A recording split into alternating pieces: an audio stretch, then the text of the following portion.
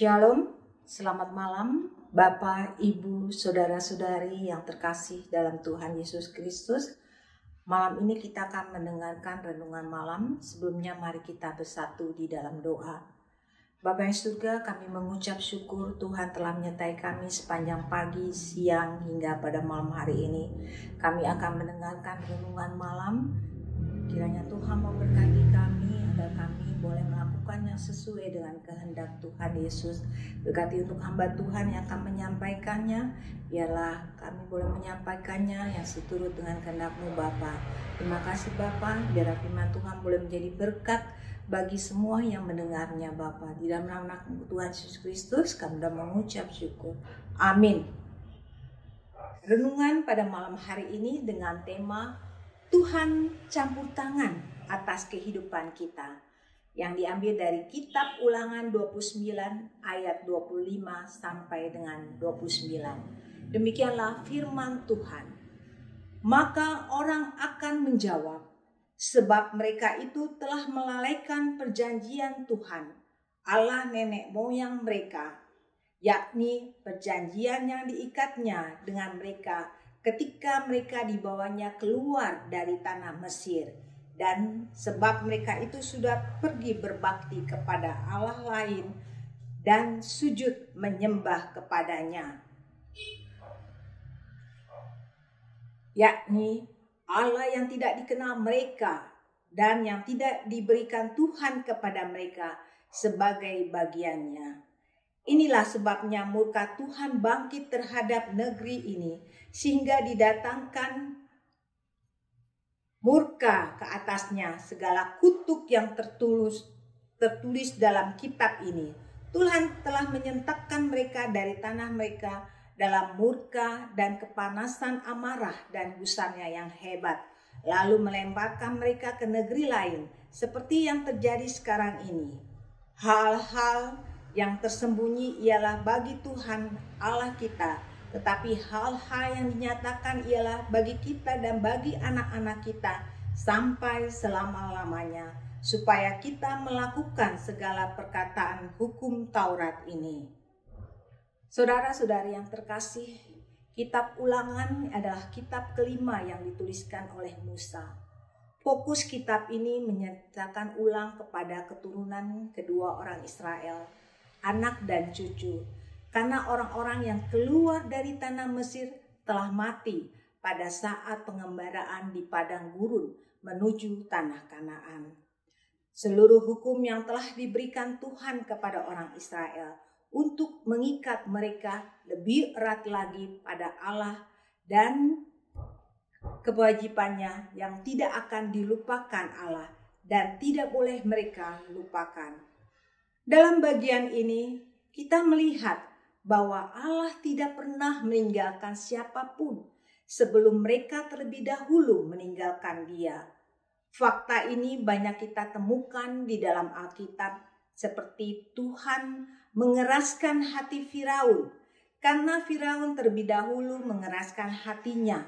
Zaman Nabi Yesaya pasal 6, orang Israel sungguh sulit untuk mendengar, karena mereka terlebih dahulu mengeraskan hatinya dan pikirannya untuk tidak mendengar firman Allah.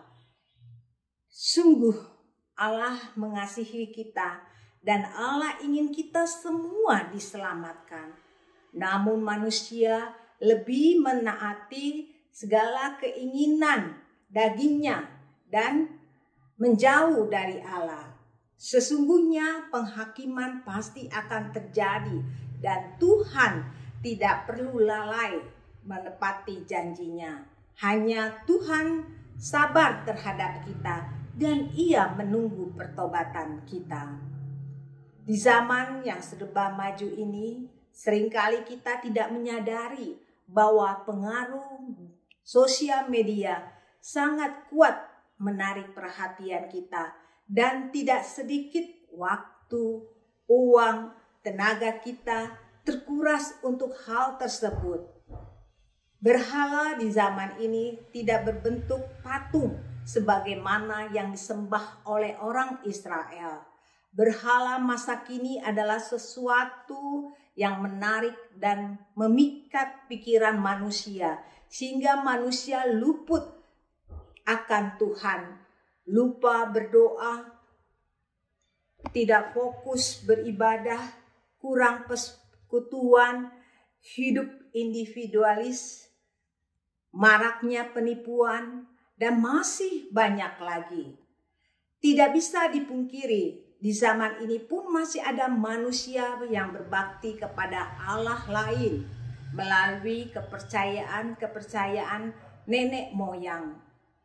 Oleh sebab itu, kita berutang kepada Sang Pencipta karena kesabarannya akan kita. Namun, kesempatan ini akan berakhir ketika Tuhan menjemput kita dan kembali kepadanya.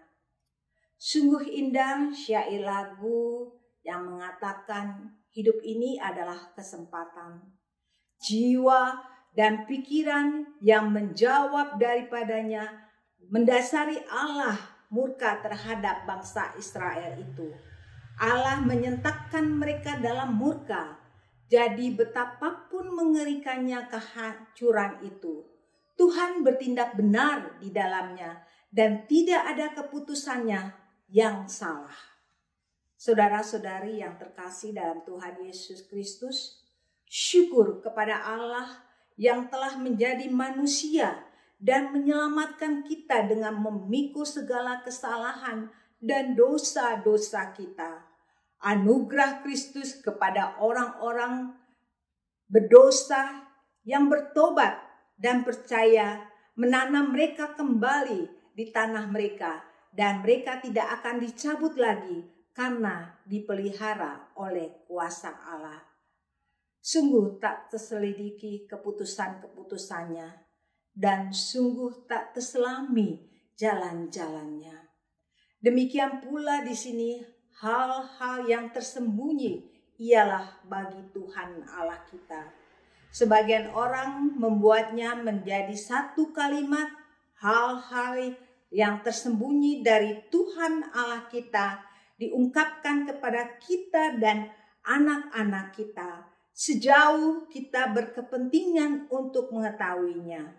Dan ia tidak berbuat demikian kepada bangsa-bangsa lain. Dari ayat ini kita belajar.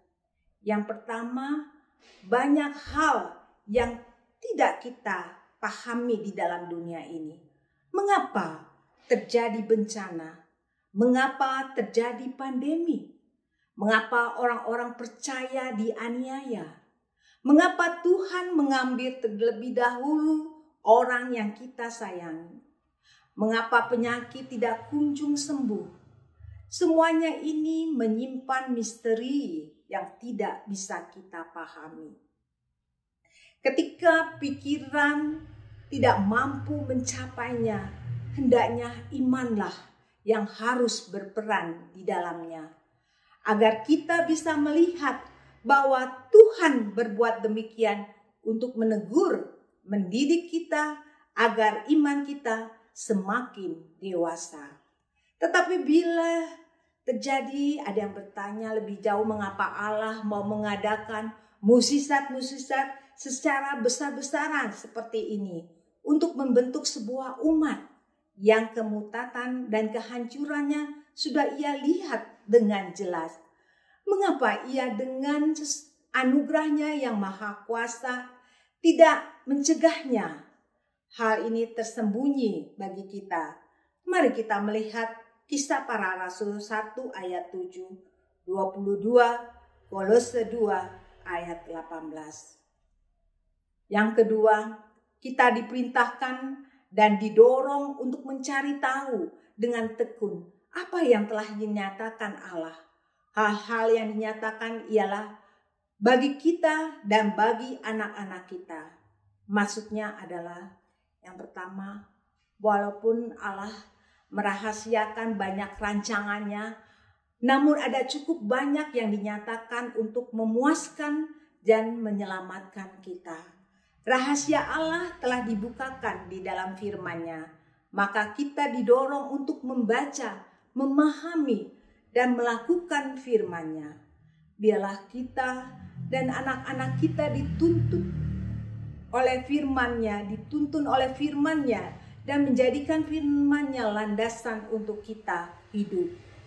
Yang kedua, kita harus mengusahakan diri kita dan juga anak-anak kita mengenal perkara-perkara tentang Allah yang dinyatakan. Kita tidak hanya diperbolehkan untuk menyelidikinya, tetapi juga berkepentingan untuk melakukannya.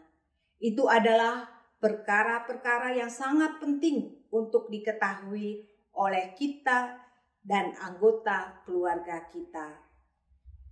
Itu adalah peraturan-peraturan yang harus kita jadikan pedoman hidup dan pemberian-pemberian yang harus kita gunakan untuk menopang hidup kita.